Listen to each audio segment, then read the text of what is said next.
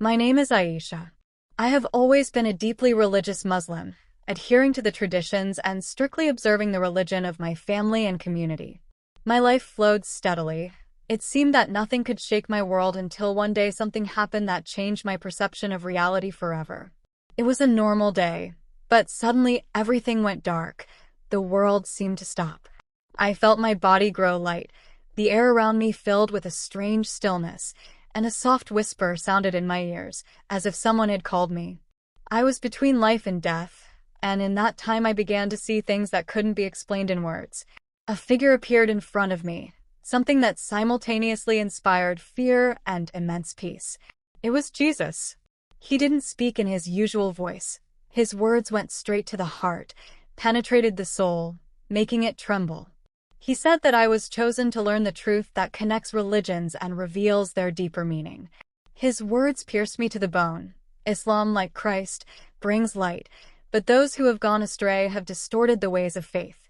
You must understand that the true God is one, and his message does not divide, but unites all sincere hearts.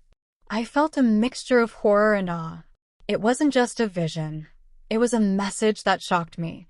I realized that my ideas about faith and salvation would be turned upside down. I have seen how violent wars and hatred committed in the name of religions destroy the souls of millions. In this near-death space, I felt symbolism and a deep philosophy. Every moment of life, every word of prayer has weight in eternity. But I also saw the terrible shadows that follow souls who have rejected love and truth. I woke up in a hospital room, my heart pounding with an inhuman force. There were people around me, but inside me there was a new truth, a truth that would tear apart my old self and create something new that couldn't be forgotten. The awakening was agonizing. My body felt like it was letting me down. Every breath I took reminded me that I'd barely come back from another reality. But the inner walls were breaking even harder.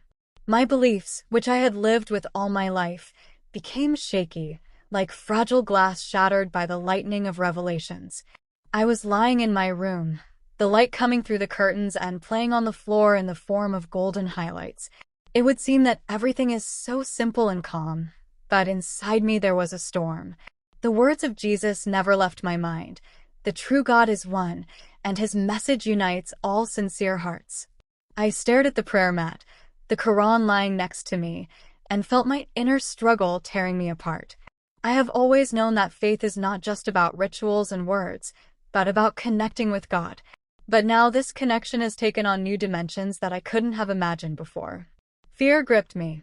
What if I stop being the person I was raised to be? What will your parents, friends, and community say?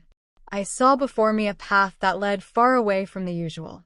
I felt as if someone invisible was watching me, as if waiting for me to take a step into the unknown. Every night I had strange dream symbols, signs, fire and water, dark faces, and light that dispelled the darkness. There was a single truth in these dreams that could not be explained in words. I felt like I was standing at a crossroads of worlds, between earth and sky, between fear and faith. The understanding that religion is not a division into mine and someone else's, but a deep spiritual unity, slowly grew in my mind. But this truth was a heavy burden. I felt alone, like I was excluded from a world where everything felt so familiar and safe. Jesus seemed to me more than just a teacher or a prophet. He was a bridge between worlds, a symbol of love and forgiveness that could unite even those who had been fighting each other for centuries. And now, after this experience, I was wondering, can I accept this message and live by it? Or will the fear of being judged and misunderstood overwhelm me? Time passed, but the inner voice did not subside. He demanded an answer, demanded action. And I knew that my journey was just beginning, a journey that would change not only me, but everything I knew about the world. The days after I returned from that state were a test of my faith and of my very being.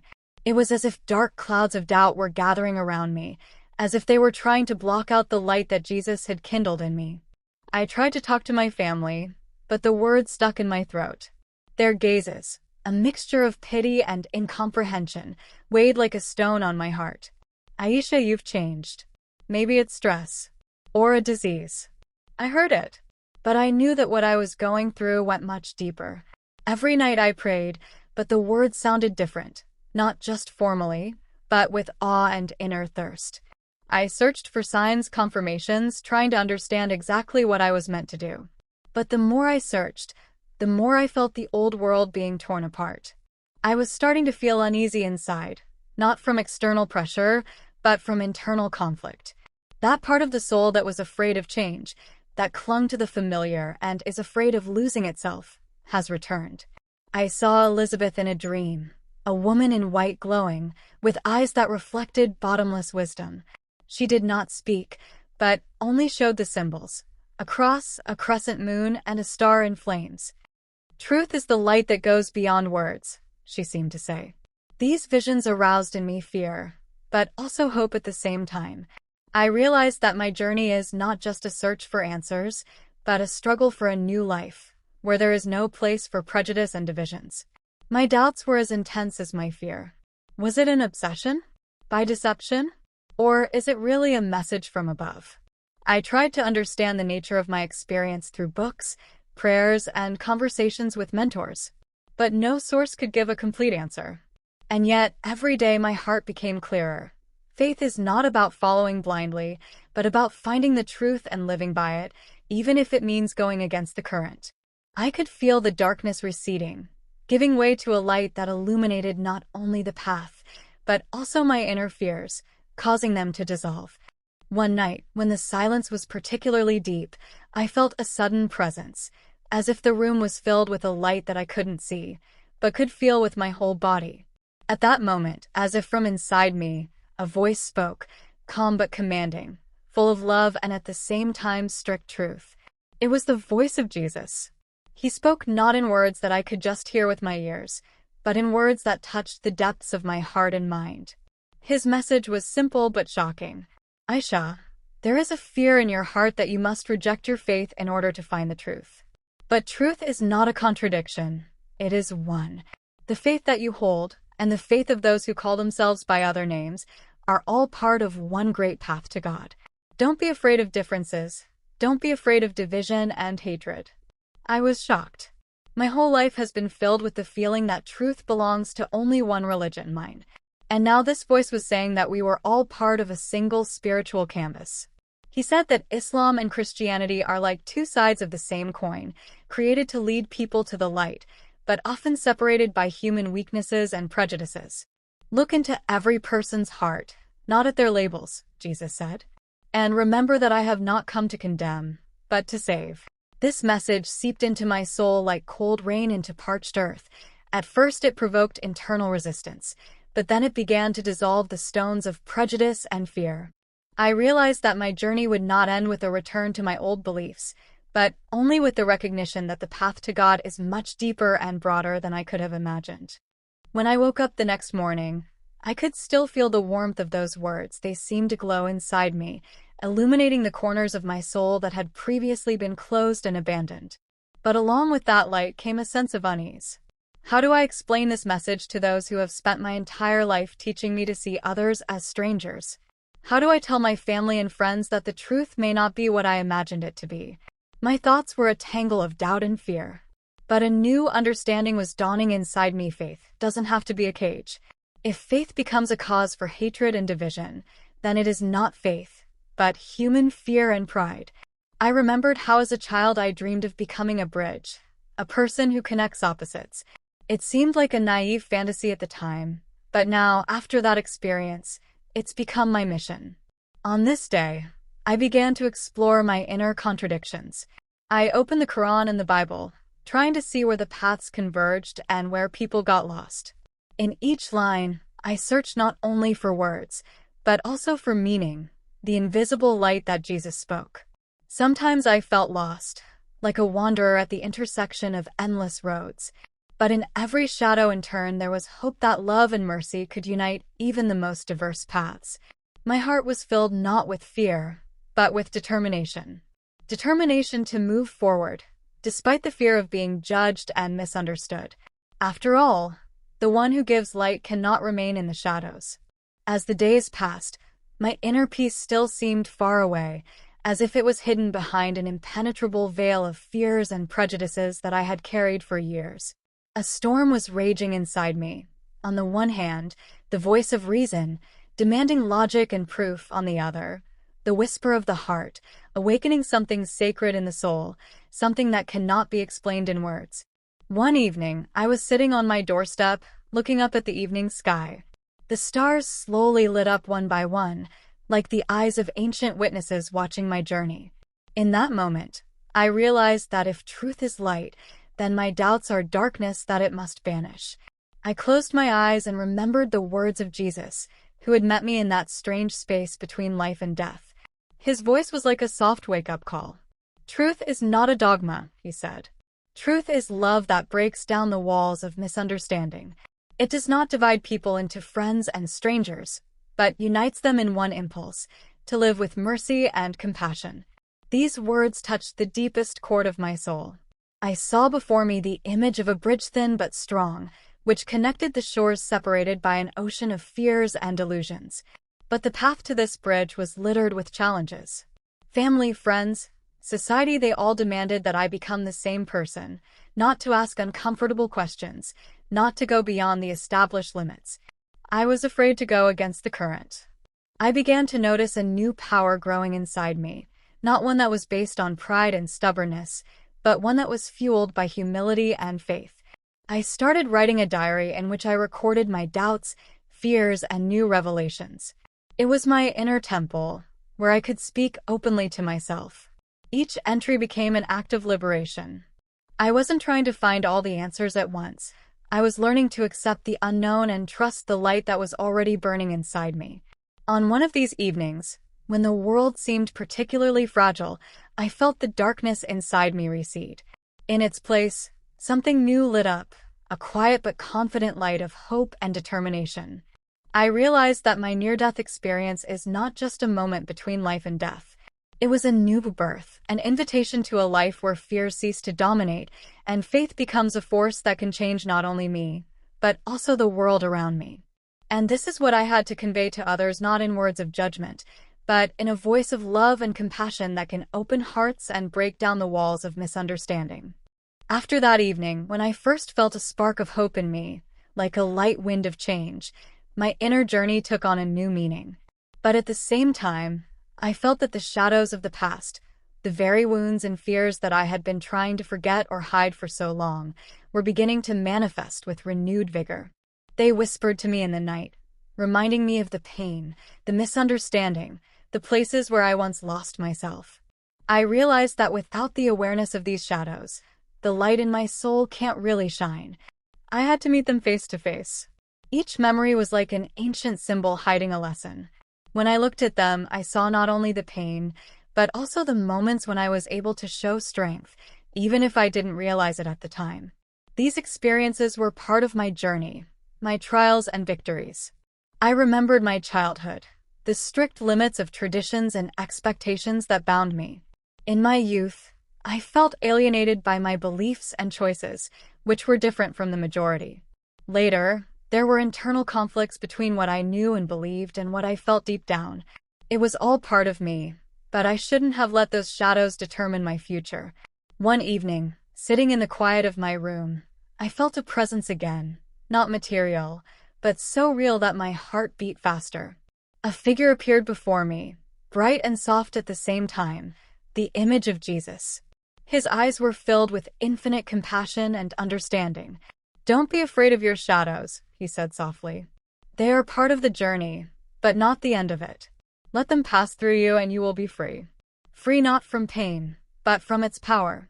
These words awakened a new level of understanding in me. I realized that the fear of the past should not prevent me from moving forward. There is a light in each of us that can illuminate the darkest corners of the soul. From that moment on, I began to practice forgiveness, not only for others, but also for myself. I learned to let go of resentment and accept myself with all the imperfections. It was a process full of struggle, but also incredible discoveries. I began to notice how my perception of the world was changing. Those who had once seemed strange or incomprehensible to me were now getting closer, their pain a reflection of my own. A sense of oneness with all things was growing inside me, and it brought with it the peace I'd been looking for so long. However, the new path did not promise ease. I knew there were still many challenges ahead, but now I had an inner strength. Not the power to repress, but the power to accept and love. And it was this power that I had to carry on the light that could break through even the thickest darkness, if only I let it shine. After the revelation I received in the shadow of my fears, I began to notice how the world around me seemed to change. Not because events were different, but because my ability to see and perceive them was changing. Everything was filled with meaning that I hadn't noticed before, even in the most mundane things. One night, when the silence seemed thicker than the darkness itself, I felt the presence again. This time, not as a vision, but as an inner voice, quiet but implacable. "You think you know the truth," he said. "But truth is not something that comes from outside, but something that is born inside. Listen to yourself. What do you hear?" At that moment, it seemed to me that the whole world froze.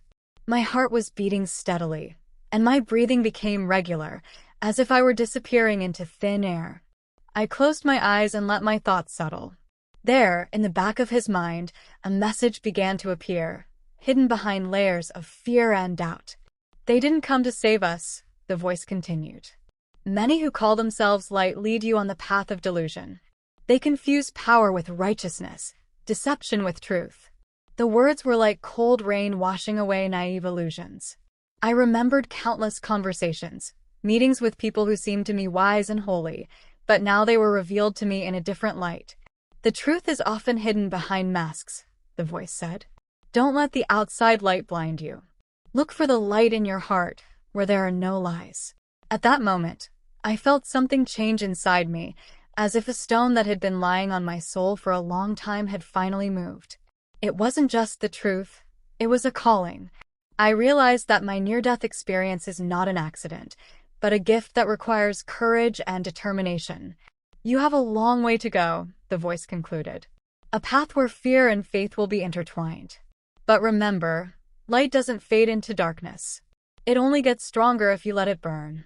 The awakening after this message was both quiet and powerful. I knew there were challenges ahead, but I also knew I wasn't alone. Every moment, every breath is now filled with meaning, and the heart is open to receive and reflect the light that pierces the darkness. Every day since that night's message, I felt the past seem to rise from the depths of my soul, dark memories, hidden fears and doubts. They came to me like shadows, slowly creeping into the corners of my mind, demanding attention and an answer. These shadows are not just the ghosts of my life, but part of the path I was about to take. In them, I saw the faces of those who were once close. Family, friends, mentors. Their words, their actions. Everything now took on a new meaning, and often a painful one. I remembered the moments when I was silent, when I was afraid to tell the truth, so as not to destroy the harmony. I realized now that it was this silence, this fear of the truth, that had held me captive in my delusions. But along with this awakening, a new feeling grew, a sense of freedom. The freedom to admit your mistakes, let go of the weight of the past, and move forward with an open heart. In this struggle between light and shadow, I realized an important truth. Without understanding and accepting its dark sides, light cannot manifest in its entirety. It was then, in the silence of my thoughts, that I realized for the first time that the path to truth is not an escape from fear, but a face-to-face encounter with it. "It's okay to be afraid," the inner voice said. "But don't let fear become your master." Every day I learned to be honest with myself and others. This process was painful, sometimes even frightening, but it was necessary. I began to see how many people around me also live in the shadow of their fears, but are afraid to come out into the light. And I felt that my mission was to become a guide for them, to help them find the strength to accept themselves and move forward. This journey was just beginning, and I knew that there would be many more challenges ahead. But now I was ready. That day, when I met the inner light again, everything seemed to stop. Time lost its usual flow, and I felt something new ignite in my heart, a message that couldn't be ignored. It was not just a thought or an idea, but a deep inner knowledge, as if Jesus was speaking directly to me, as if I could hear his voice in every cell of my body. He spoke of love, not the kind we are used to seeing on earth, but an eternal, pure love that permeates time and space. This love does not judge, does not divide, it unites. But with it came a warning. The world is on the threshold of a great test, and everyone has to make a choice. This choice is not about religions or belonging to certain groups, but about whether we are ready to accept the true light and follow the path of truth. He said that many souls wander in the shadow of lies and delusions, unaware that true salvation is available to everyone. The message was clear and strong. You can't wait for darkness to engulf the world. You need to act here and now. Jesus called me to be a voice for those who lost hope, a light for those who lost their way. It was a heavy burden, but with it came a sense of power, a power that came not from me, but from the one who was leading me. I understood that this was not just an internal change, but the beginning of a new life, a mission worth fighting for. Every word, every image that I saw during this revelation was filled with symbolism. Light and darkness, path and error, life and death, all intertwined in this message.